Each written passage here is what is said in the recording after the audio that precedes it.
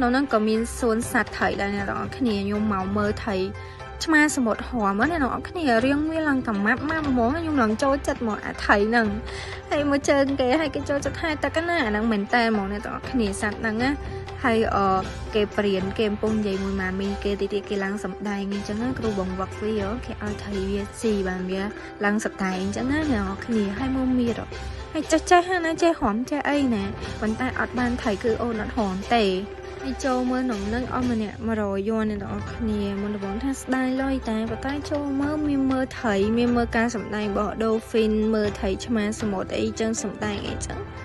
វាអូខេវិញព្រោះយើងអត់ដែរចូលមើលនៅក្នុងនឹងអ្នកទាំងអស់គ្នាហើយថៃ Dolphin ហ្នឹងឆ្លាតណាគេលេងវាយបាល់មួយមនុស្សអីណានេះទៅអត់ស្ដាយលុយទេទៅមួយកន្លែងហ្នឹងតែនៅកន្លែងហ្នឹងសម្បូរជាងគេគឺ Jellyfish